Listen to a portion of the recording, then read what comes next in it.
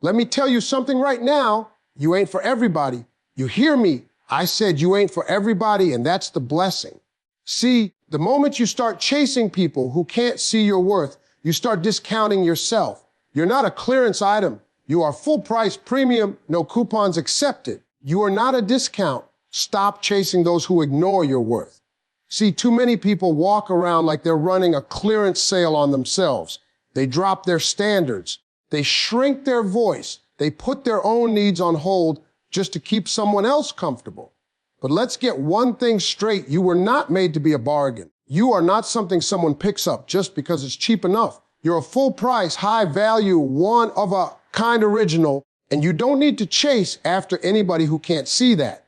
When you start chasing someone who ignores you, you're basically saying, my value depends on your attention. And that's dangerous, because if they get to decide your value, they'll always keep it low. That's why people treat you how you allow them to. You teach them with every time you text first. You teach them with every time you accept silence and keep showing up. You teach them with every time you excuse disrespect, hoping it'll get better. But it doesn't, because you've made ignoring you easy. You've made it feel normal. And once they get used to that, they'll keep doing it. But here's the truth. Being ignored is a form of rejection, and rejection is redirection. It's not your cue to run faster after them. It's your signal to stand still and remember who you are. When you know your worth, you don't go where you're tolerated. You go where you're celebrated. You don't water dead plants. You don't beg for love. And you sure don't chase silence. You attract respect by showing that you don't need approval to feel whole. That means walking away when someone makes you feel invisible. That means staying strong when they don't call, don't check in, don't notice. Because your value isn't lost just because they didn't see it. See, the problem isn't that you're too much. It's that you're trying to fit into spaces that are too small. And when people can't recognize your light, that's not your problem to fix. That's their blindness to deal with. Stop trying to dim yourself to make others comfortable. Stop offering discounts on your time, your heart, and your peace. If they can't afford to meet your standards, let them go shop somewhere else. You aren't for everybody, and that's the point. You've got to start seeing yourself like the treasure you are. Because the moment you stop valuing yourself, everybody else follows your lead. The way you treat yourself sets the tone, and people will only rise as high as the bar you set. So if your bar is low, if you're always giving without getting, always available to the unavailable, then don't be surprised when you get used. That's not love. That's not respect. That's a pattern, and you can break it. You have to believe that your presence is a privilege, not a backup plan. You have to remember that the right people will never make you question your place in their life. Silence teaches louder than words. When someone disrespects you, overlooks you, or takes you for granted, you don't always need to raise your voice or explain yourself. Sometimes the most powerful message you can send is no message at all, because silence is not weakness, it's strength under control. It's saying, I see what you're doing, and I'm choosing not to engage with it. That choice speaks volumes. When you remove your voice, your energy, and your presence, people feel that shift in a way that no argument ever could. See, there's a time to talk, and there's a time to fall back. But the mistake most people make is thinking that the louder they speak, the more they'll be heard. Not true. The loudest thing you can do in some situations is walk away and say nothing. Let the distance do the talking. Let your absence be the answer. People will start asking questions. Why did you stop calling? Why did you pull back? And that's when they realize they had something they didn't appreciate until it was gone. Silence creates space for realization. It creates room for people to sit with what they did or didn't do. When you go silent, it forces people to sit with themselves. That's uncomfortable for a lot of folks. They're used to you always reaching out, always initiating, always forgiving without question. But when you go quiet, you're no longer playing your part in their script. And that silence, that change in rhythm, it throws them off. It makes them notice. Because now there's a gap, a space they didn't expect. And it's in that space that they begin to understand what your presence meant. Silence is powerful because it shifts the focus from reaction to reflection. You're not reacting to their behavior. You're responding with boundaries. You're letting your lack of response speak for you. It's not about playing games or being cold. It's about protecting your peace and standing in your self-worth. Every time you stay silent instead of defending your value, you're saying, I don't owe anyone a performance for them to treat me right. That's a lesson some people can only learn through the quiet. Too often, we think silence is passive, but it's not. It's intentional, it's strategic, and it's a signal that you know your value enough not to argue for it. You're not begging for clarity. You're not pleading for respect. You're making it clear that if someone can't meet you with basic regard, you're not going to carry the conversation alone. That's what silence teaches. It teaches that access to you is not guaranteed. It teaches that your time, your energy, your love, all of it comes with standards. And if those standards are violated, your silence will be the consequence, not your explanation. Because the truth is, silence has a way of making people listen more than noise ever could. Absence sets boundaries people can't cross. When someone starts to take your presence for granted, the most effective boundary isn't yelling or over-explaining. It's stepping back, not in anger, not to punish, but to protect your peace. Because distance, when done with self-respect, is a powerful message. It's how you teach people that your time, your energy, and your love are not to be misused. When you're always there, always available, always saying yes, some people start thinking they can treat you any kind of way and still have you around. But when you remove yourself, they're forced to confront the space you leave behind. That space says what words can't. It says, I will not be treated less than I deserve. It says, this access to me was a privilege, not a guarantee. The absence becomes a mirror. It shows them how much they relied on your presence, your support, your loyalty. And when they don't see you where you used to be, when you don't text first, don't answer immediately, don't show up out of habit, they begin to realize what they lost. That's when the boundary gets real, because you're not just telling them how to treat you, you're showing them through your actions. Some people only understand value through loss. As long as you're within reach, they assume you'll always be there. But when you step back, you shift the balance. Now they have to work to get close again. If you even allow it, that shift is what teaches them. Not out of revenge, not out of bitterness, but from a place of growth. You're not running. You're resetting. You're redrawing the line they kept stepping over. And now that the line is clear, you're not standing guard.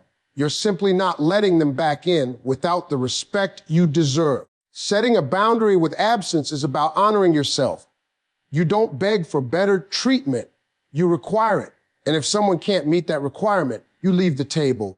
Not with drama, not with noise, but with clarity. That's the thing about boundaries. They're not about keeping people out. They're about deciding who gets to stay. And your absence becomes a filter. The right ones will step up. The wrong ones will fall away. Either way, the message is clear. You are no longer available for disrespect, inconsistency, or emotional neglect. And let's be real. Some people only notice your value once you stop giving it. You stopped calling. You stopped checking in. You stopped making excuses for their silence. And now suddenly they feel your absence more than they ever acknowledged your presence. That's the price of ignoring what was once consistent, kind, and solid. Your boundary wasn't a wall, it was a door. And when you closed it, they realized too late that it doesn't stay open forever. Absence is not silence. It speaks. It says, I've had enough. It says, I'm no longer participating in this pattern. It's your way of taking your power back. Not by forcing someone to change, but by refusing to stay where change isn't happening. Glow up. Don't show up begging for attention. When someone ignores you, the first instinct might be to chase, to prove your worth, to remind them of everything you bring to the table. But that's not your job. You weren't put on this earth to convince people to see you. You were meant to shine regardless of who's watching. And the best way to respond to being overlooked is not by shouting louder. It's by rising higher. You don't need to show up where you're not wanted. You need to grow into the version of yourself that doesn't even flinch when someone turns away. See, when you glow up, you're not doing it to get back at them. You're doing it to get back to you, to the real you, the one who knows what she's worth, the one who stopped playing small to keep other people comfortable, the one who doesn't water herself down just to be digestible. You glow up by putting your energy into yourself instead of into people who drain it. You invest in your growth, your goals, your healing, You wake up every day and pour into your dreams like they're the only thing that matters, because they do. A glow up isn't just physical, it's spiritual, emotional, mental. It's when your peace becomes more important than their presence, when your self-respect drowns out the noise of their silence, when you stop asking why they didn't choose you and start choosing yourself with everything you've got. It's not about being bitter. It's about being better for you. Because if they couldn't see your value when you were showing up with all your love, kindness, and consistency, then their opinion was never worth holding on to. You don't glow up to prove anything to them. You glow up because they no longer have the power to dim you. And that glow, it's not something they can ignore for long. The same ones who dismissed you will start watching from a distance. They'll see you living, laughing, loving, building, evolving, and they'll realize they lost something real. But by then, it won't even matter, because the glow up is personal. It's quiet. It's you waking up every day knowing you're walking in purpose. It's you no longer begging to be seen. It's you owning your space, your power, your light. Showing up begging for attention means you're trying to earn what should have been given freely. But when you glow up, you teach people they don't get another chance to ignore you. Because now you're not waiting at the door.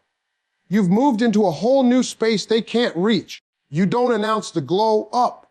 You live it in your peace, in your silence, in your progress. And when people see it, they'll remember how they treated you, but you'll be too busy shining to look back.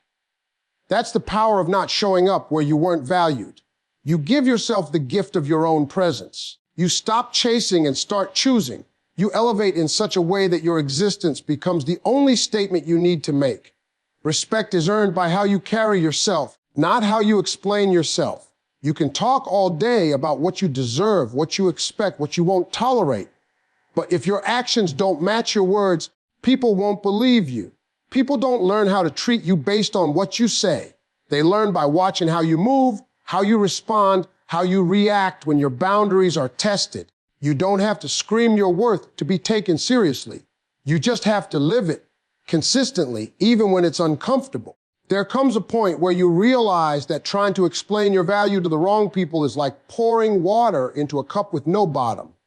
No matter how much you give, it's never going to be enough because they were never meant to hold you in the first place. That's when you stop explaining and start enforcing. That's when your self-respect starts to speak louder than your words.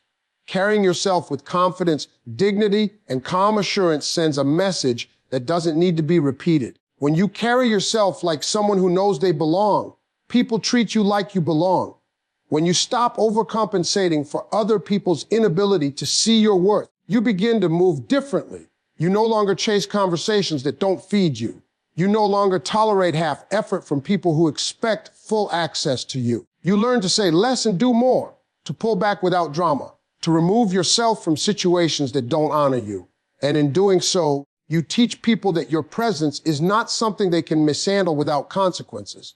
Explaining yourself over and over again only creates space for someone to question your reality. But carrying yourself with unshakable standards shows that you know what you bring to the table.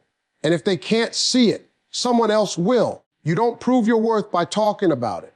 You prove it by living in it, by not reacting when someone tries to test your patience, by not chasing after energy that feels inconsistent, by walking away with grace when the respect stops showing up. Carrying yourself with respect is not about being loud. It's about being grounded. You don't need to tell people you're strong. You show them in how you refuse to settle. You show them in how you don't argue for your place in their life. You show them in how you stay true to your standards, even when it costs you connection.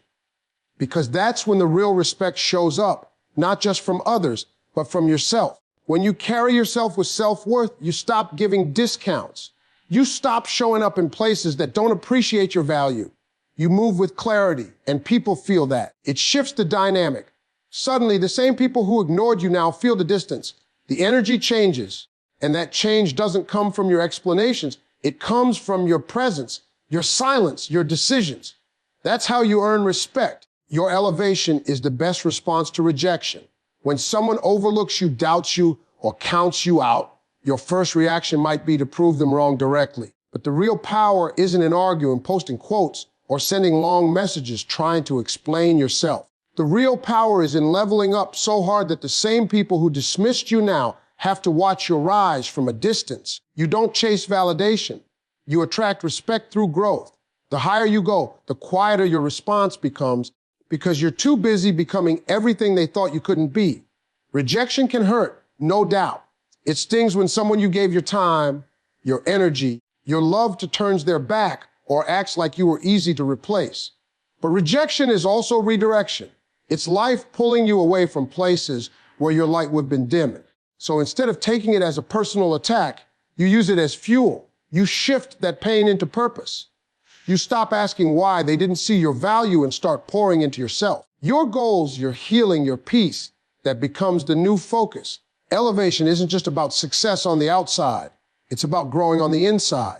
It's about building confidence that isn't based on anyone's approval.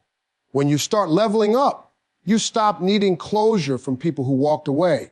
You start realizing that their rejection had less to do with your worth and more to do with their inability to recognize something valuable.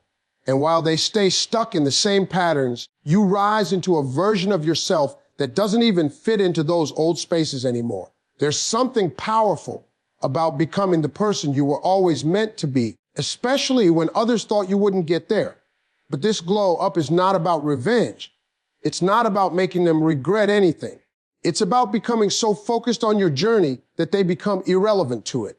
You stop chasing explanations and start chasing excellence. Your progress speaks. Your peace speaks. Your new level speaks louder than anything you could have said in that moment of rejection. And the best part, the right people will start to recognize you. The ones who align with your energy, who respect your boundaries, who appreciate your presence. They'll show up when you're too busy building to even notice.